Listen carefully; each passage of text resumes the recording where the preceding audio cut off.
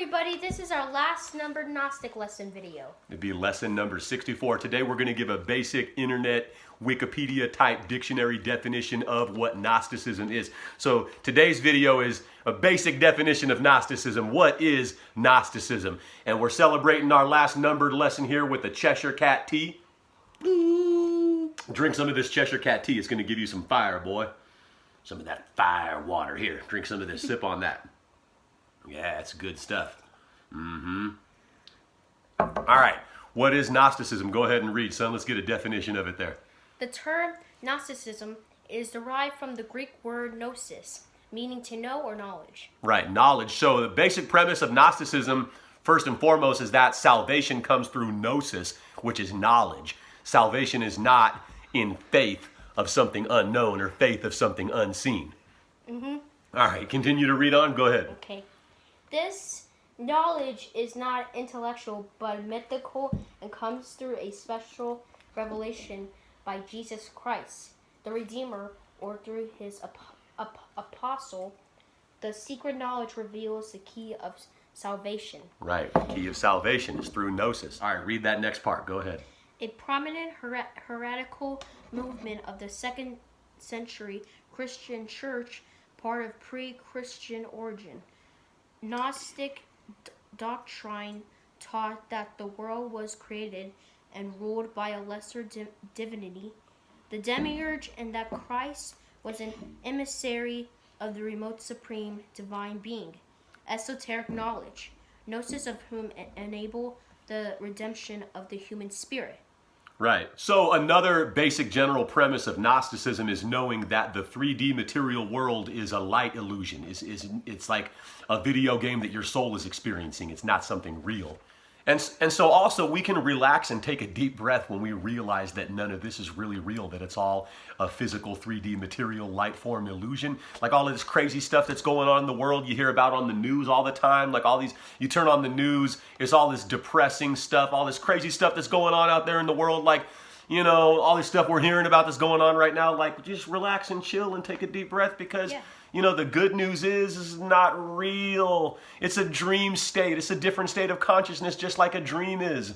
You know, in a certain sense, it's real as far as how you make it real. You know what I'm saying? Gnosticism is the belief that human beings contain a piece of God, the highest good or divine spark, within themselves, which has fallen from the immaterial world into the bodies of humans.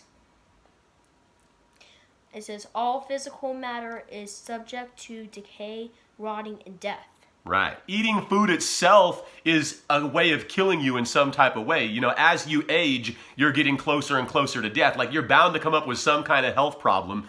You know, even if you were to do a good deed by feeding some hungry people, you're still going to feed them something that contributes somehow to their decay. Oxygen makes things rust, but we need oxygen to breathe. You know, it's all flawed. Like the lion chasing the gazelle is ego and fear. You know, physical form itself is a flawed thing. Yeah, just the fact that something has to die for you to eat shows that this 3D material world is a slaughterhouse, is a nightmare. Okay. You see what I'm saying? Yeah. Is it making sense? Yeah, it's making sense to me. So you got to maintain balance by knowing that you are the universe having this human experience. You are God having this human experience. Yeah. And at the same time, you got to maintain balance by being humble, right? The true Christ is humble. You don't walk around letting your ego get out of control because you're enlightened. You walk around seeing the truth and remaining humble and tranquil about it. Does that make sense? Yeah, that Drink makes some sense. of this tea. We're going to continue read on right there at where you left off. Okay.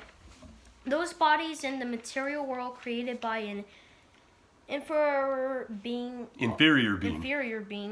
are therefore evil, trapped in the material world, but ignorant of its status. The peace of God required knowledge, gnosis, to inform them of their true status. That knowledge must come from outside the material world, and the agent who brings it is the Savior or Redeemer. Right. The Savior or Redeemer. So Christ comes to redeem us from the clutches of this matrix, which is hell, the 3D material realm, which is a prison for the soul because it puts these light limitations on your soul. Yeah. Right?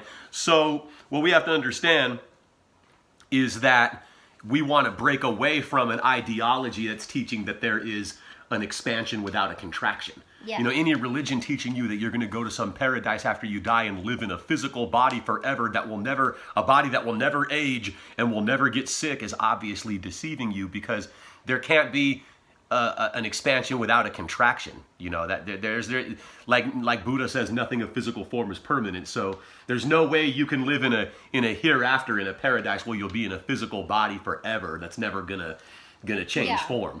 You know what I'm saying? So Christ comes to redeem us from the clutches of such ideology. You know. So yeah, it's important to understand, like, the Abrahamic God didn't create. He did create this material 3D realm we live in, but it's a flawed thing. It's not a perfect, beautiful thing. So I want you guys to know there's so much more knowledge out there than we covered in these 64 Gnostic lessons. Like, I only gave you a little bit of information and a little bit of knowledge in these lessons we did. There's so much more you can learn that we didn't even go over in these lessons. Like, I didn't teach you about tarot cards and the meaning of the minor and major arcana. I didn't teach you about dragons. There's a lot of knowledge out there about dragons. Yeah. And so you should know. Here, share the tea. Here, if you have some.